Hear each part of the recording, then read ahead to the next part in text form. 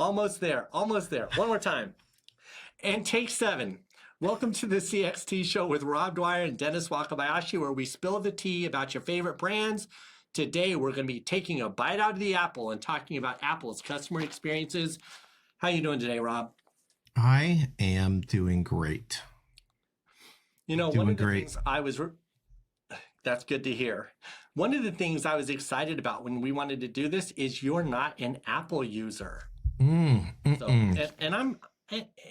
I would say I'm not an Apple zealot, but I have the ecosystem, and my children have the ecosystem, so we're in it, you know. Yeah. What do you use to stream your TV? Do you? So our TV has Google TV built in. I've got a Pixel currently. All 4 of my. This is funny. I had everybody on Android except my son. My son, when he got old enough, he took his own money and he bought an iPhone. So he's the black sheep of our family. Everybody else is Android. Pixel specifically currently. You know, I struggled with that. I went to the Android operating system just because I pretty much use Google Docs for everything. Mm-hmm. So I liked that integration, and it just, you know, I think I fought the powers that be here. My children wanted iPhones, and so I think I just buckled. All right, let's talk about Apple today. I want to hear the good, the bad, and ugly, Rob. First of all, what would you say the contributing factor to why you're not an Apple customer would have to do more with their reach, their reputation, or their relationship with you? You know, the funny thing is it doesn't have anything to do with those. Or maybe it has to do with the relationship. But the reason I think that I really got on the Android kick was once upon a time in the call center world at a large outsourcer, I supported one of the major telecom carriers here in the United States. That carrier, who I won't name. Oh, look, we've got a guest. Go ahead and finish your story, and then we'll introduce our guest. Yeah, that carrier, who I will not name, but many of you will know who this is, had the iPhone exclusively. And when someone would call up and need a replacement device, I had all the leeway in the world, unless they had an iPhone or wanted an iPhone. And so I got really, really good at selling Android devices because there were more things that we could do. So if I had someone that wanted an iPhone, but they didn't have an iPhone, but they really wanted one, I couldn't give them any kind of special deal, but I could with any other device. So I got really good at talking about the things that they could do that they couldn't do with an iPhone or what was unique. And so I think that was really the beginning for me. I wasn't an Android user at that time, but I ended up becoming one, and I think that's where it all began. So you basically learned to sell yourself on the other operating system. That's fantastic. All right, well, we've been joined by a special guest, Eric Thompson. Eric Thompson and I go way back. I've known Eric for a better part of 35 years. And Rob, Eric and I used to work together 35 years ago. So we have a lot. When you were 12? And were you guys both 12? I think Eric was 12. I might have been 16. Who's keeping track? But the interesting thing is Eric was a designer at Apple. So I thought he'd be a great voice for us to talk about the Apple brand, the customer experiences. Maybe he can share a little bit, without giving away too much, the inside out also approach to the Apple experience. And I just say that because in the world of customer experience these days, seems like ever since 2023, everyone's talking about the connection between the employee experience and the customer experience. So maybe we'll unpack some of that. Hello, Eric. How are you doing today? I'm great. Thanks for having me, John. Yeah.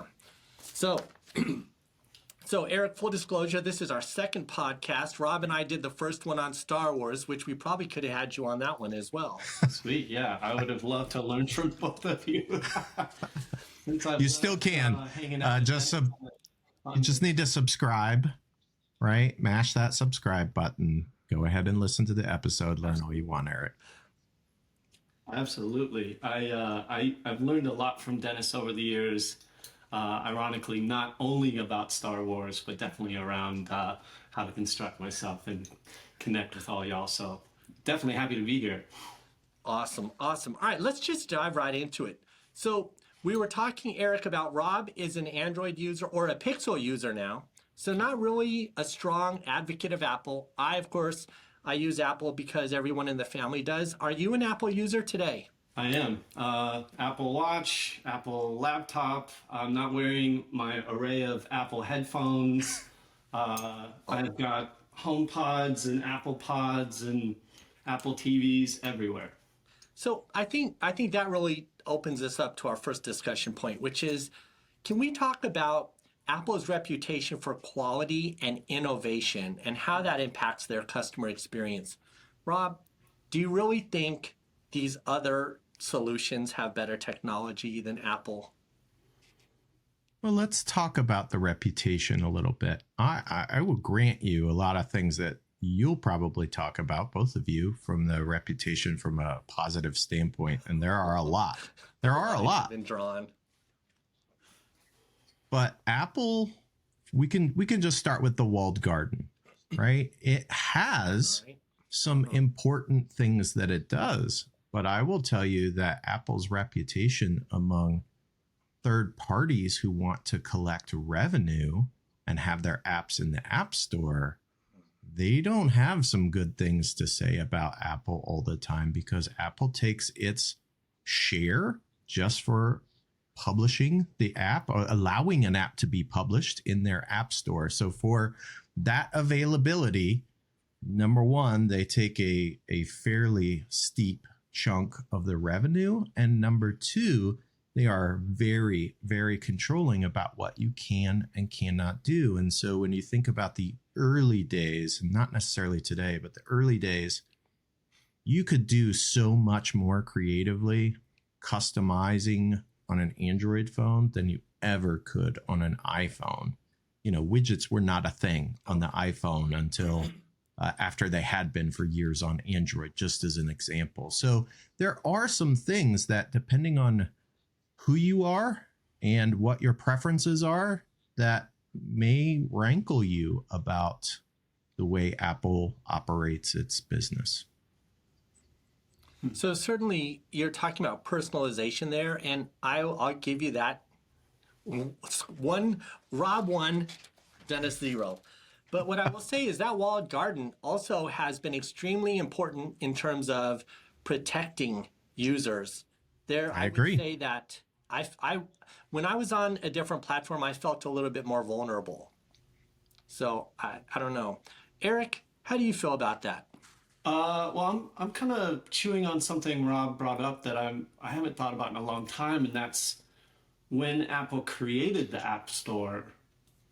Android wasn't around.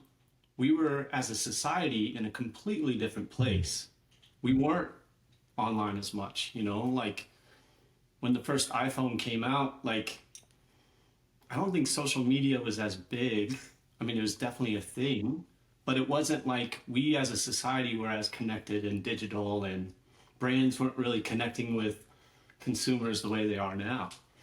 The game has completely changed. And I think one thing that Apple tried to foresee is definitely the security aspect of it, which, Rob, I think you bring up a really great point, is now the monetization on top of every app, on top of every transaction that goes through the apps, regardless of the platform, iOS or Android, there's like tons of monetization past that. And everyone's trying to find those loopholes around, like, how do I not have a gigantic percentage of my income going to somebody else? Mm-hmm. I haven't thought about that in a long time. But, you know, let's be fair. The stake that a brand like Apple takes isn't really that much it's still a great entry point. If we were developers and we had to build the infrastructure and create the phone, I think we'd be wanting our piece of it too. But I will just put some guardrails on this. In 2014, the Apple iPhone, Apple Pay, and the mobile devices themselves overtook retail in terms of electronic purchases. And that really was a milestone for customer experience. So it wasn't until these phones were in the hands of customers and they could track customers that we really saw the dawn of customer experiences. That being said, I'm just to get into a little controversial subject. Let's go. The phones, both of the phones, all the phones are tracking so much data. I was watching something last night about things, people, privacy. And speaking, Eric, to what you were saying, each generation is less and less concerned about their privacy. And it's interesting the dynamic of how the older you are, the more you feel like there should be privacy. And while the younger you are, you don't have an attachment to that. And I'll tell you this last thing about that. I've watched, if you look at Gen Z, they post all these blurry pictures on the internet. And I think part of that is a reaction to the fact that Gen Xers and millennials, their entire lives were created and curated online. And now, if you're a Gen Z person, you're almost forced by your parents to have every part of your life documented, and you start to shy away from that. So I guess that's a long way of saying, one, I think Gen Z already knows everything's being tracked, but consequently, I think there's going to be a trend to have Gen Z be more and more unplugged and not as social and not as engaged. And I think that's going to affect the phone experience a lot. There was a lot of investment, Eric, on these Apple cameras to try to get people to document everything. And now the latest generation is down with pics. How do you feel about that? I definitely agree. I'm on the avenue or the boat, I guess, of like curiosity of like, yeah, where is this all gonna go? My wife works for a company that does a lot of augmented reality, and I'm starting to see more trends of like, you know, less around apps and things, and you know, people don't want tactile things anymore. Not that the iPhone is very tactile, but you know, touch screens. People want to just interact with something and not have to touch anything. I mean, who knows where it's really going, but I don't know. I think like the way that we are protective around our data is starting to get to your point, Dennis, of around, you know, younger generations won't care, but I kind of feel like that's because us older generations are taking so many approaches to make sure our data is safe, or when we do want it out, we have to opt into that. It's kind of like paving the roads for other people not to have to worry about getting from A to B. Are we really doing that? I mean, let's be honest. Trying. I know in my day-to-day, I try in where I currently work. Wow. Rob, are you and your Android or your Pixel over there protecting your data? Because I know about 15 years ago, I just said, forget it. I don't even care. Like, whatever is out there, like, I gave up. I threw up my hands and just said, I hope people like Eric have it figured out. So first, I want to just state that I've been posting blurry photos on the internet since the internet began, because I didn't have an iPhone.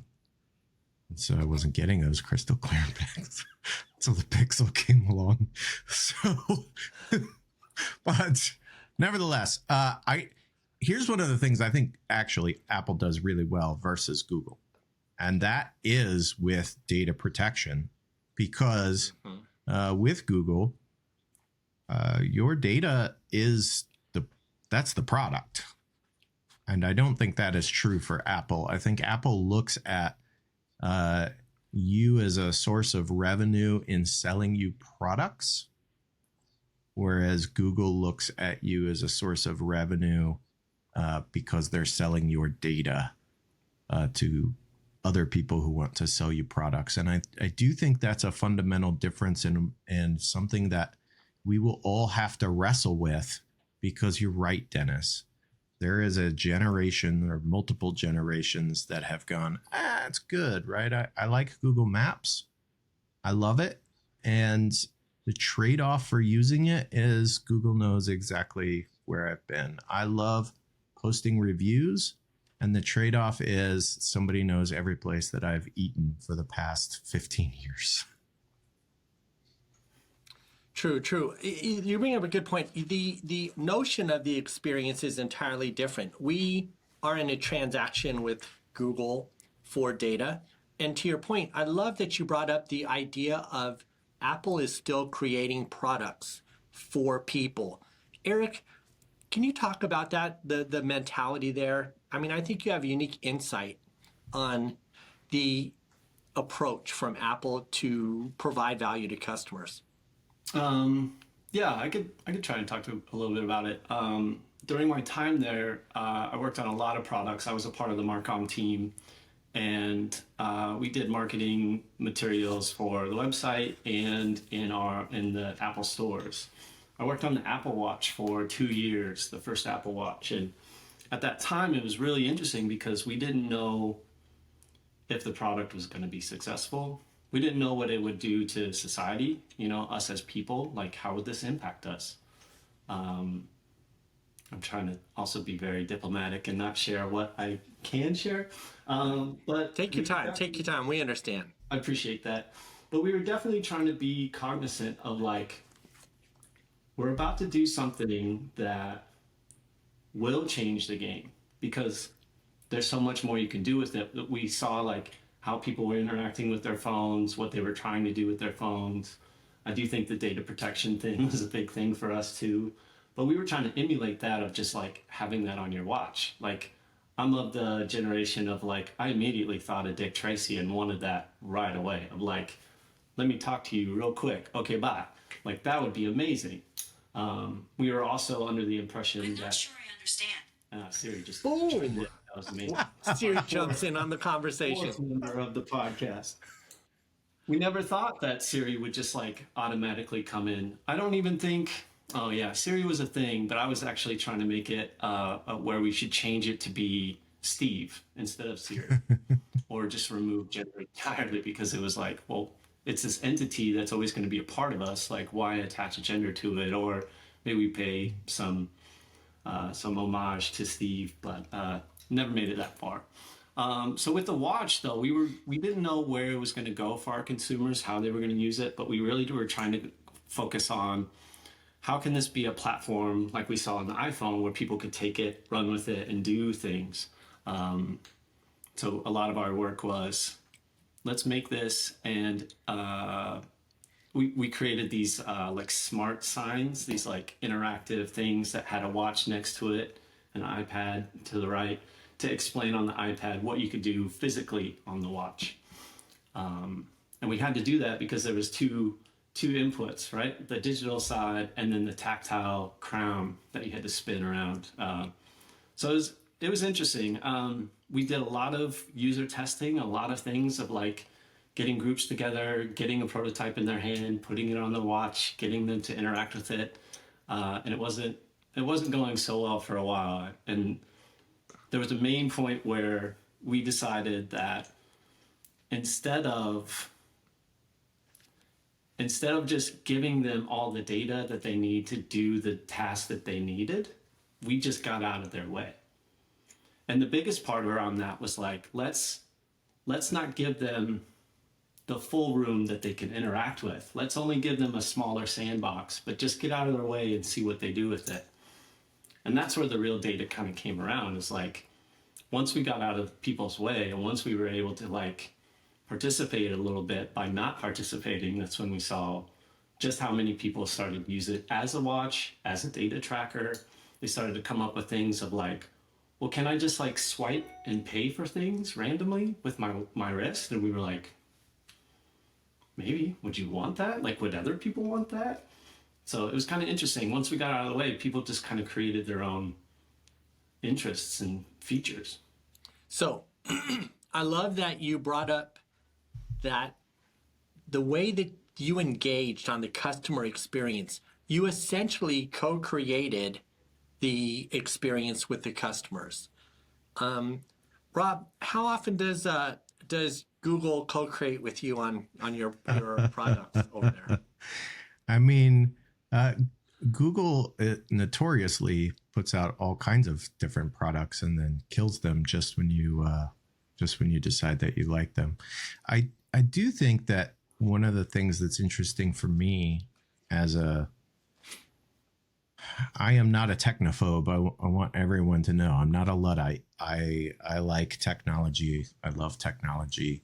But for instance, let's talk about the watch. One of the concerns that I have, and this is true of phones too, but the e-waste that we're creating. My daily driver watch is an automatic mechanical watch. It never needs a battery. It never needs a charge. And it'll last me probably the rest of my life. And we're seeing more and more of these gadgets that require battery power that are designed to have a limited lifespan. And I think that is something we should all take into account and be concerned about. How much waste are we willing to create? And that's not just an Apple thing. But I do think Apple, as one of the leaders of the market, particularly in the US, should be thinking about how do we overcome this in the long term.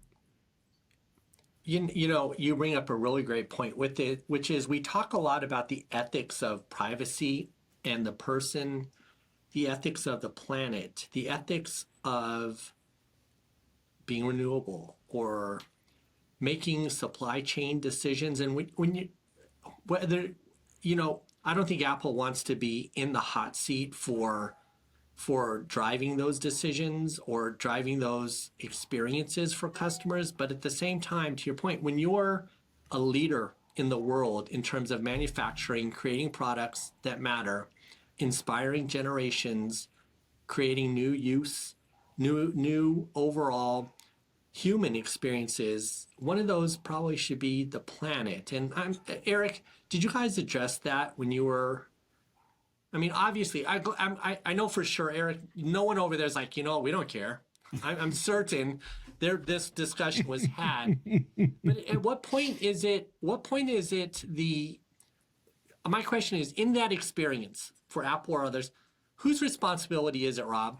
Is it the supply chain? Is it the creator? Is it the marketing guy? Well, look, just look at the lightning cable versus USB-C.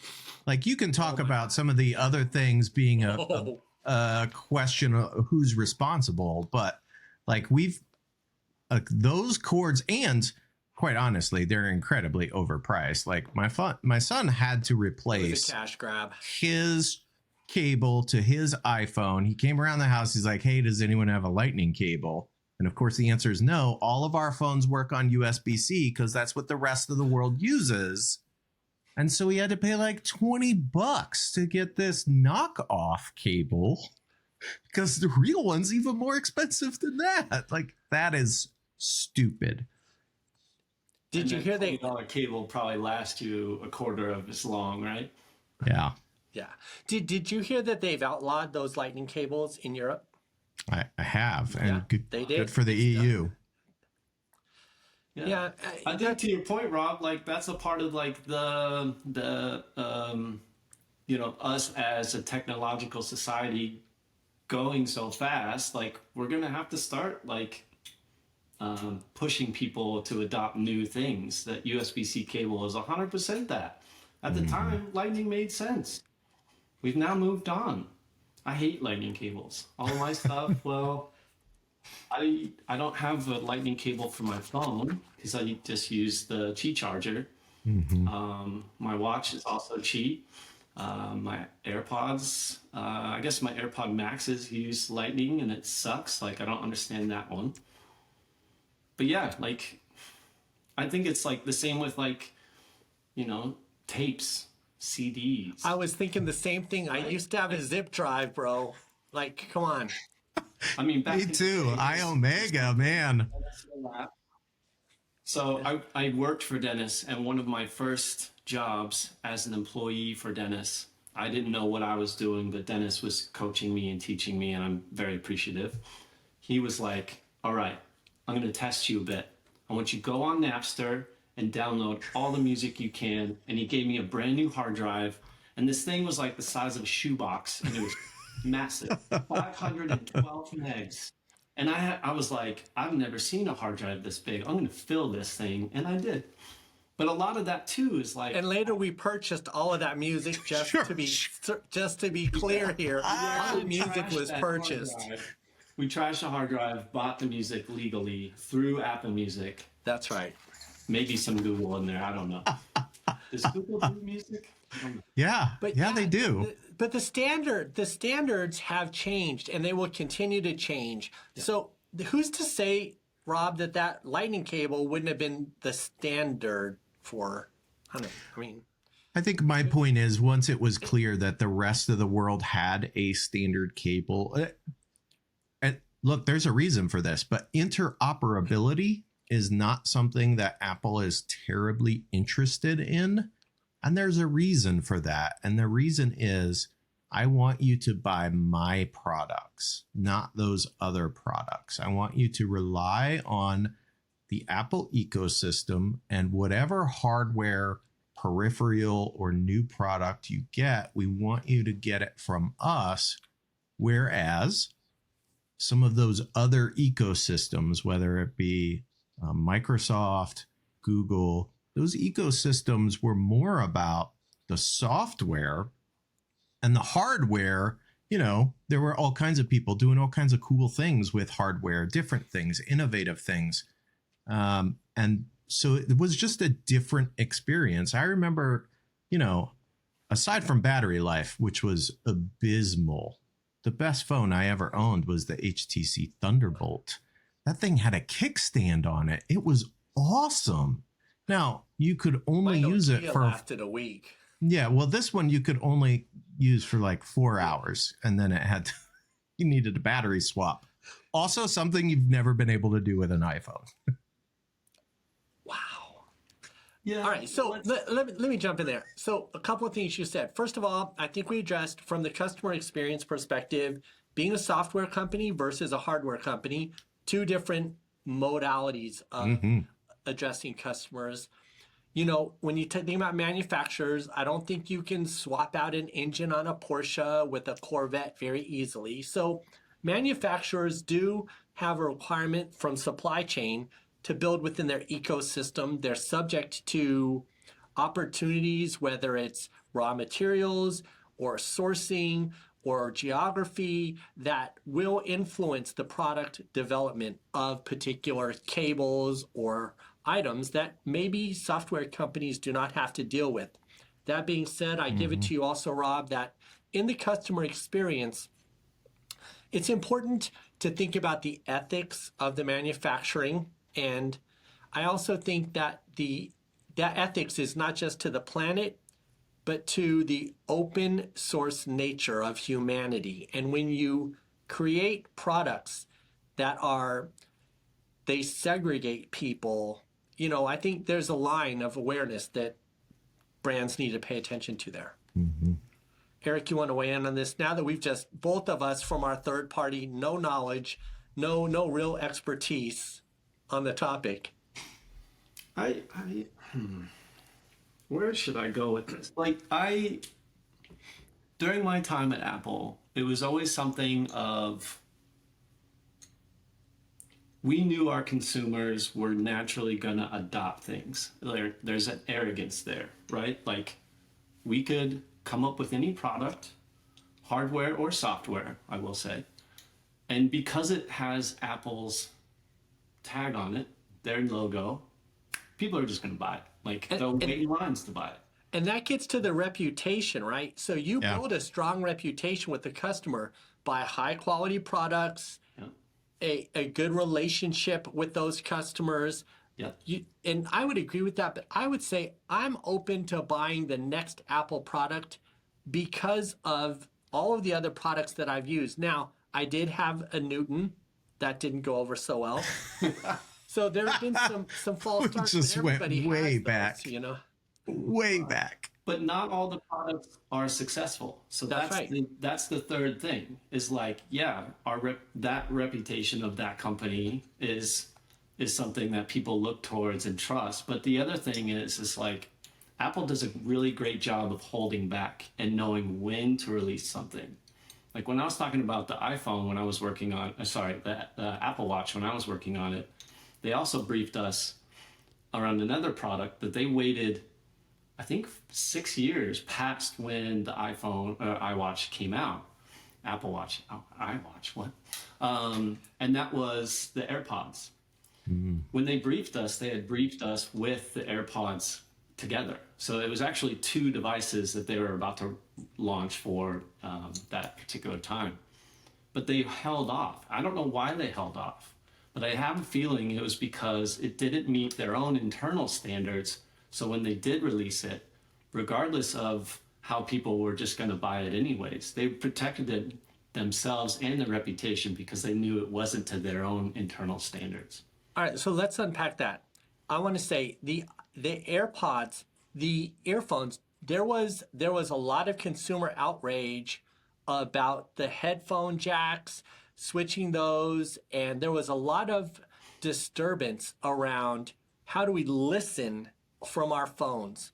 And so I think that strategic move of waiting until the market was ready to be wireless was probably very strategic. I'd be very curious to know how one goes about understanding when the market is ready to go wireless with their music, because I would distinctly remember thinking there's no way I'm listening to music on my phone, and then listening to music on my phone, and then thinking I'm always going to plug this thing in, to now I'm like, if I'm in an airport and I have to plug in headphones, there's been an emergency. I've run out of power. I've lost one of my. So ironically, your headphones are plugged in now. Yeah, of course, because I'm old. But do you know what I'm saying? Like there was a time where the experience of wireless headphones was quite unique, and that's interesting, Eric, that there was foresight in the customer experience to wait until the market was ready for that. All right, interesting, like how many people have like so much to say around when it doesn't meet their expectations. It's like, you know, we as people who create products and create things, we're trying to push the envelope because we know it's there. And when we don't meet what people want, it's like they get mad at us. Like, I think I'm curious too, like I wonder who we could talk to that would know this, but like, did Apple hold off because Bluetooth wasn't as great as it is now? Was there not enough ecosystem buy-in, regardless if you're an Apple user, Android user? Like, are we just not a society that's ready for Bluetooth anything? You know, at that time, it was also like kind of an elite thing of like, I don't have wires. Like, Yeah. You know, to your point, Dennis, of like, wires equals old. It's like, yeah, I'm part of the new school, and I don't like wires. I still hate wires, but like, you know, when you have to use them, they're nice to have. I wonder if it had to do with battery life, and if they had a minimum threshold for how long these would perform without being recharged. And, you know, part of that goes into the performance of the internals, and part of it goes to the battery technology as well. I don't know that that's the case, but I could see them absolutely holding off if they said, hey, these just don't last long enough. Yeah, I could see that. I think energy is always going to be down to everything, regardless of like who makes it. Like if you could hold on to that energy for as long as you can and make it the smallest form factor, you're winning. Yeah. Wise words. So I do wanted to touch on what you said, Eric, about the customer experience and what customers want. And, you know, I think it was Henry Ford who said, if you ask customers what they want, they'll say they want faster horses or more horses. And that's not what you want in a car. And I think there is this idea, and you really opened my eyes to it just now, which is there's one thing about the relationship that we have with customers and meeting their expectations with something that's familiar. But newness, people don't like, people love innovation, but they hate change. People, I don't think, always adapt to new very quickly. And is it worth it? You know, I look at, Eric, I know you haven't been at Apple for a while, but I look at some of the news reports about some of the new products that are coming out for Apple. And I'll say, I'm ready. I want to try these glasses or whatever it is that creates the virtual touchless experiences that they're promising. And so I want that, but not everyone does. Not everybody wants to invest in new. Rob, if Apple came out with could Apple come out with a product that would make you switch? Let me tell you, today, I just read an article that Apple opened savings account options for their Apple Pay card users, and they're paying something ridiculous like 4.75%. And in 4 days, they got nearly $1 billion in deposits. Now, when I look at my savings account, which is paying, I think, 0.3%, getting that kind of return just on a savings account definitely turns my head. I think where Apple is going is creating an even more robust ecosystem that allows you to not just buy things, but right. I mean, it's what they've always been really good at, is getting you, once you're in the ecosystem, like, I can't quit you, Apple. That's the way they work. It's so true. I recently needed to upgrade my computer because it was out of hard drive space for all the video editing.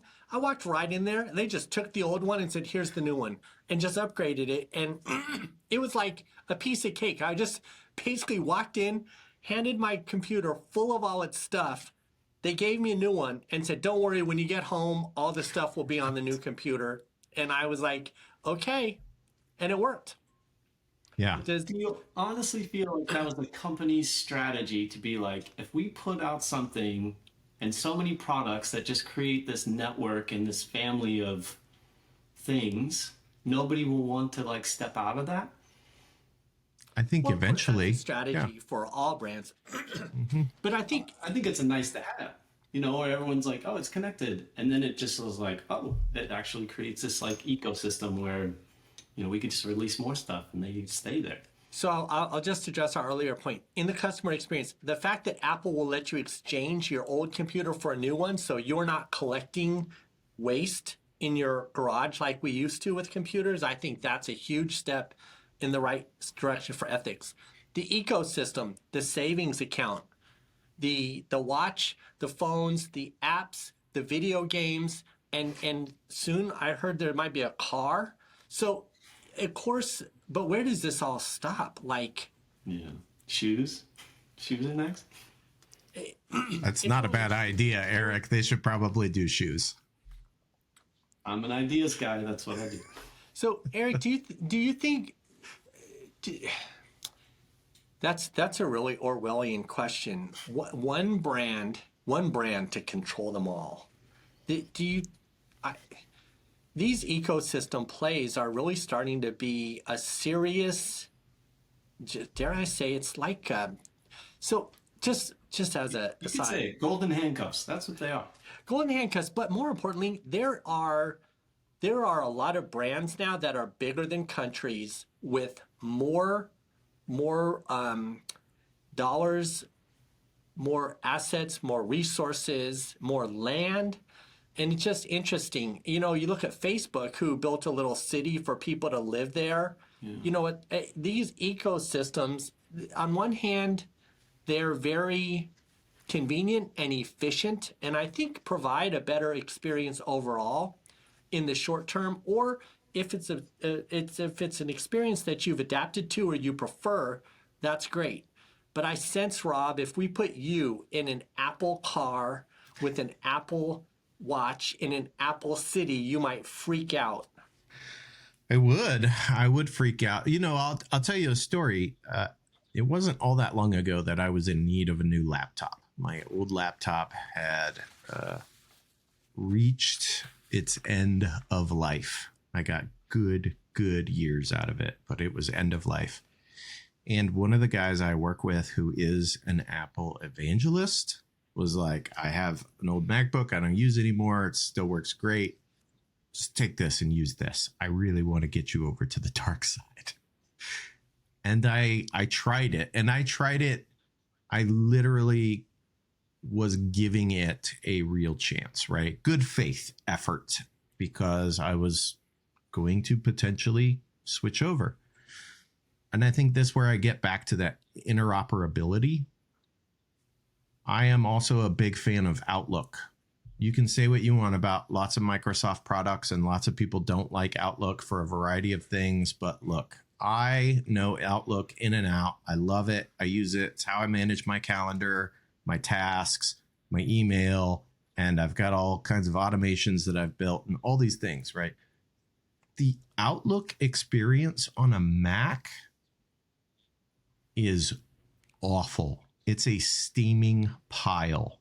It's bad. Let's be honest. The email experience on a Mac entirely is a steaming pile. there isn't a single good email experience on a Mac. I would actually agree. I almost like interrupted you, Rob, of like, I love the design of Outlook, and I'm a Mac user, but I love it better on iOS than I do on Mac OS. Design, perhaps, but functionality is lacking. There are things you absolutely cannot do. So, for instance, you can't run any VBA scripts on a Mac. No macros. And for me, that's critical. Because we're all just running macros in our email because... Well, maybe not everyone, but, you know, this guy. But is that because a hardware decision was made of, we're going to create software for this hardware, and then they made a decision to be like, we're going to exclude that because this other platform, this other hardware that isn't a part of our thing is outside of our ecosystem, so we're not going to give them everything. We'll give them like 70%. Yeah. And why wouldn't you do that? It just makes good business sense. It's legit. It's legit. And I think you've seen this too with Google and Apple, right? There's always a little bit of contentiousness about how well things will function, because I ultimately want you in my ecosystem, whether I'm Microsoft or Google or Apple. All right, so you love the email system. It lasted about 2 weeks. This whole control key thing, is that what it's command key? What? I don't know. There's some weird key. So you hated the email. You made this switch, and you're saying that you made the switch over from Apple from a different OS to the Apple ecosystem, and Microsoft blocked the whole transformation for you. You were like, no, you know it what? wasn't just that. It was that, like, the keyboard experience was different. The mouse experience was different. Like, it is a different experience. Take the specific software out of it. Interacting with a Mac is a different experience than interacting with a PC in a variety of ways. And that's fine. I think there's room for all of that. But it is such, when you talk, Dennis, about people being, they don't like change, like, try changing what you've trained yourself to do for more than half of your life when you're an old fart like me. Like, that becomes really hard. And so it made it like, in 2 weeks, I was begging for a new PC. Begging. I was like, I can't do this. I need a Windows laptop. So I'm going to go with you on this. Eric, maybe you can weigh in on this. I recently had to buy our son a PC for school. Got a PC little notebook. And I will tell you, I grew up in the industry using Macs for the Adobe suite of products. And I still shudder to think that I say this out loud. Maybe somebody can tell me whether I'm completely off my rocker or not. but the Adobe products run better on PCs. They're smoother, faster. You know, I love the experience of a PC, particularly with Adobe products, and creating and editing and doing all these things on a PC are so much easier and better than a Mac in a lot of instances. Maybe because I don't have the super high-end Mac software or hardware, but my point being, I've noticed that there is a significant difference where these PCs are, in my opinion, higher performing, but yet I won't make the jump over there because of, like you, Rob. I'm like, nah, I'm gonna stick with my Mac. Why is that though? Are you? Well, I mean, we all fundamentally know, right, that PCs are processor based, Macs are RAM based. And if you are lacking in one of those and you jump on a specific platform that doesn't have that, you know, you're going to feel it. If you jump on a PC that has a slow processor and has a ton of RAM, you're like, this thing's garbage. But if you turn those specs around, you're like, I got the fastest processor that's like super quad, 10, 12, whatever. Like, I don't even know processor speak. But like, you're going to feel that. And I think that's ultimately where it comes down to, like, what we're talking about, like ecosystem, and like stepping outside of that ecosystem when you're trained and like you're used to something working, you never have to think about it. As soon as you step out of that, you're like, oh man, what am I doing? You feel the effects. If you run on something that's like, I don't know, I'm trying to think of a scenario. Dennis, you got me thinking about Adobe on a PC, because you're right, it just runs so much better. It almost feels like you're like, it's blasphemy to say that, but I'm happy to hear I'm not the only one to say that. I used to work with Microsoft, and they were giving all their employees Surface tablets as the computer, and that tablet would just connect to a monitor, and I was blown away of like, holy, can I cuss in this thing? Is that okay? I think so. Well, fuck yeah, let's do it. So no one's listening to us, Eric, so it's fine. We'll get to 3. All right. But like, I was just blown away that there was a tablet powerful enough that not only their design team, processor heavy, like Adobe heavy, like video editing, Photoshop, Illustrator, you name it, 3D software, you name it, was running on this small little tablet connecting to multiple monitors, like 4K, I don't know if it was 4K, I'm lying to you, but like, what I would say as like a power user, I was blown away, like, oh my God, from a Mac side, we don't have that. I'm not going to connect an iPad to monitors. Like at the time, I don't think that you could do that. And you probably needed a lot more cables, and they were probably like, a couple $100 every cable, whatever. But you couldn't do it as good. And then like all of a sudden it was one of those things of like, that Surface tablet did it better. But the one thing that they missed is the stylus was so light and so terrible to use. That's what people felt. Like the tablet itself was unbelievable, but as soon as you gave them like the wrong piece of like analog thing to interact with it, lost people. You know, I love that you said that, because when we dissect this experience, the way that the human engages with the hardware of Apple is by far superior to anything.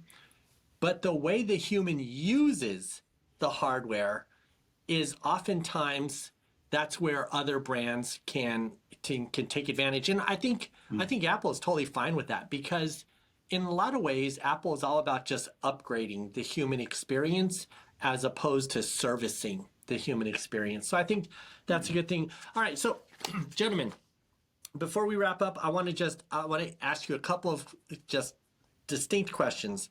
Rob, what is your best Apple customer experience? Best? Yeah. You want a good experience? Is that what you're asking for? Yeah. Yes. Let me just tell you my most recent Apple customer experience. Do you know how hard it is to change the password on your iTunes account when you don't own an Apple product? That's probably my best Apple customer experience, and it's a disaster. I'm pretty sure it's still locked because the process is just awful. I think we can leave that right there. We get it, Rob. Eric, what's your top Apple customer experience? Oh, I thought you were gonna flip it on me and top Microsoft or top Google experience. Top Apple experience. Because you're a power user. Yeah, 100%. I kind of create that definition of a power user, if I was to be honest with you, and very arrogant. I think it's the best when I have a problem and I go into the Apple store physically and they're like, hey, you're Eric. You're here at your time when you're supposed to be here right away. Like, come right here. That feels so VIP privileged and amazing that, like, that alone is like, it could be something simple, like you're just talking about, like resetting your iTunes account or whatever. But having them sense you and know you, and so when you get there, you don't have to like fuss with like, where do I sit? Who do I talk to? How do I get attention? They're like, hey, you're here. Cool. Come on in. We got you. That's really good. The concierge service. Rob, how did you go into an Apple store with your PC and ask them to help you? No. Also, my favorite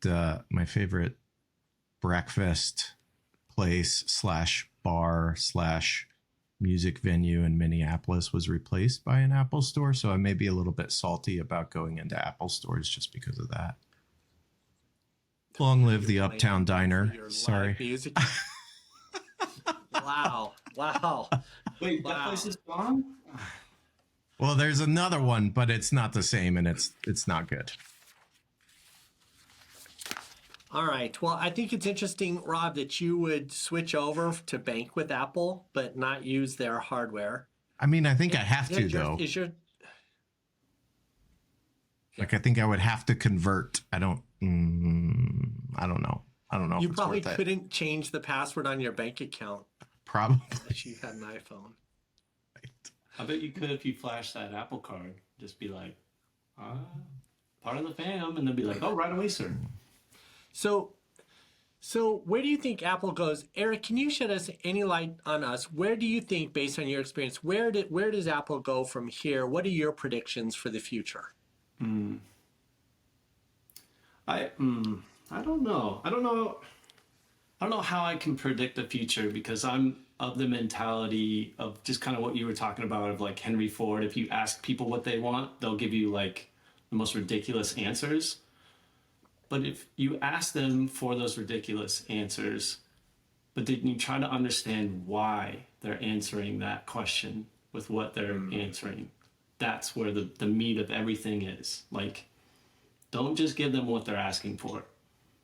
Try to figure out and learn and appreciate them and see, well, why are they answering that way? I think that'll kind of carry you forward.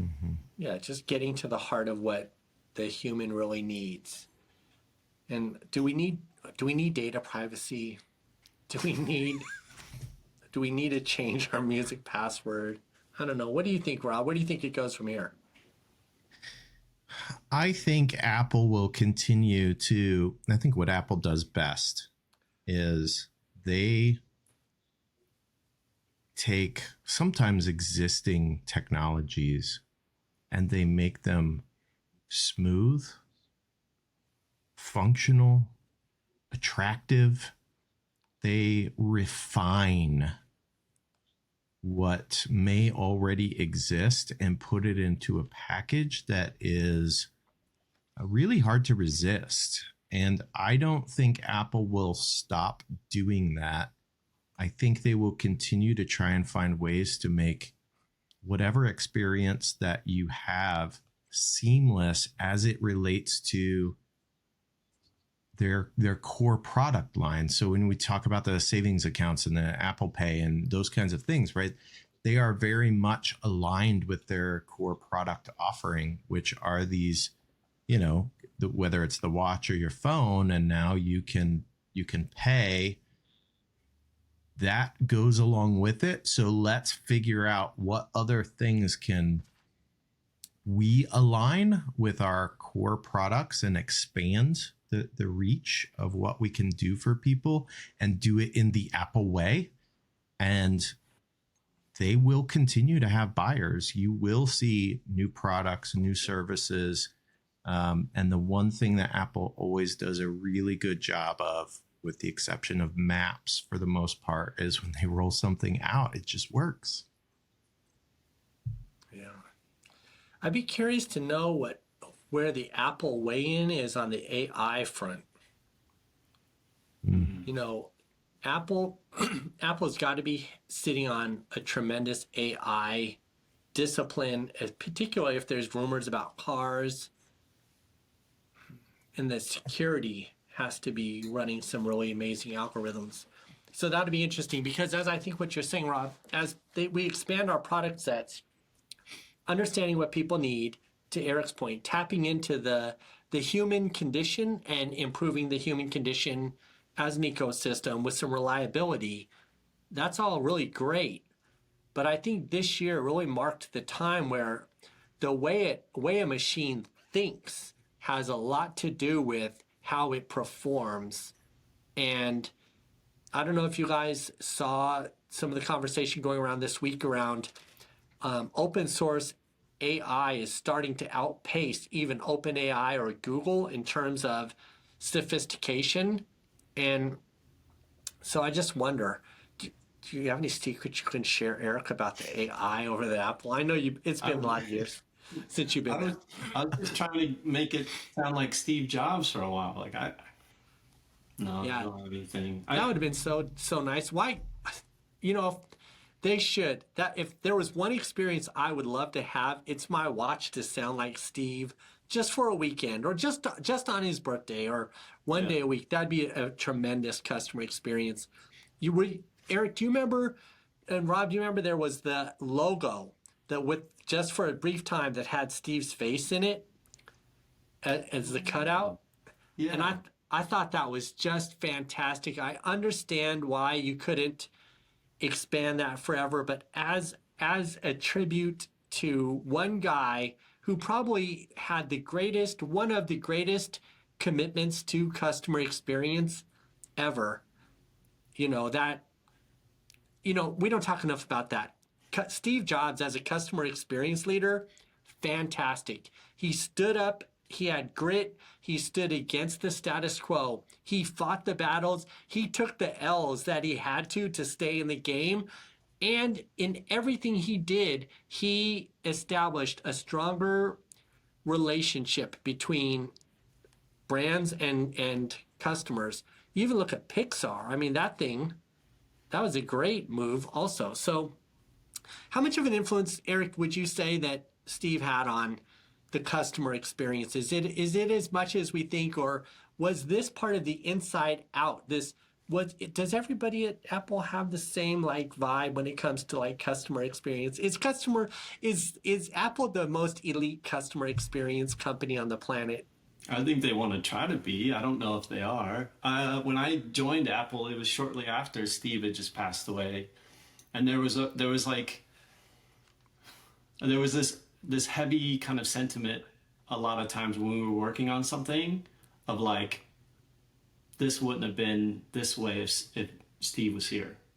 He set a bar of not only the expectation, but if whatever you're working on is not to that standard, you're missing the mark. And either you have to do whatever it takes to get it to that mark by whatever time you have, or you're just not going to launch. It's that cut and dry. If it's not to the expectation, if it's not meeting the customer satisfaction as well as our own, then we should not launch it. And I think that was the greatest gift that Steve gave to everybody. I think that's a great way to end the show when it comes to customer experience. Steve Jobs, shout outs to Steve. I think the company has done well since then in terms of delivering some great things to the market. So not to say it has to rest all there, but I really admire Steve. Rob, do you support Steve Jobs? I almost wore a black turtleneck today, but it's just too hot out. Okay, but would you? Yeah, would you Steve is. as a customer? Look, Steve was brilliant. And what he did with Apple was brilliant. I don't think, whether or not I live in that ecosystem, and it's obvious I don't, I cannot deny that what they have done, their track record is brilliant. And if you look at, and I think from a hardware standpoint, particularly, like, look, I have a good looking MSI laptop, but is it as pretty as a MacBook? No, it's not even close. Do I like my Pixel device? I do. Is it as pretty as an iPhone? Not a chance, right? Do I like my Pixel Buds? Yes. Are they as pretty as, some Beats by Dre, which, they purchased? No. Like, they take design and experience to a new level, and I don't think anyone can deny that. And if they do deny that, they are fooling themselves or lying through their teeth. Yeah. So true. Well, I guess it's hard to separate the customer experiences of Apple from the vision of Steve Jobs, but I think we've done the best we can. Rob, any final words? Eric, any final words on the customer experiences of Apple before we sign off for this episode? For me, I just heard a comedian talk about the different color speech bubbles when you're in a text message group, of the blue bubbles and the green bubbles, and then those with the green bubbles feeling alienated because they're not, it's like not the same color or whatever. It doesn't matter, right? Like whatever hardware, whatever software, whatever OS you're using, like we're all just riffing off of each other, and who knows where we're going, but at least we're all going to go there together. Oh, that's beautiful. Rob? No, I would just say that every brand has an opportunity to learn from the likes of Apple. And, I thought Eric's story about going into the Apple store is very illustrative of that.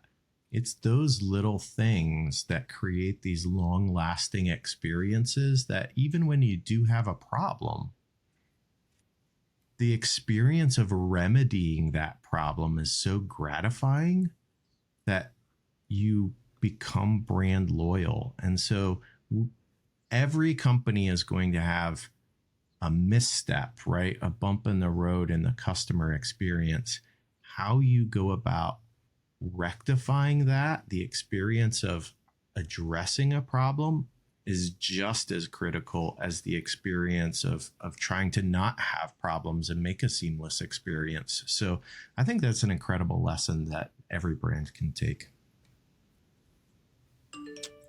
That's fantastic. All right. With that said, I guess like and subscribe if anyone's listening. And thank you, Eric, for showing up today.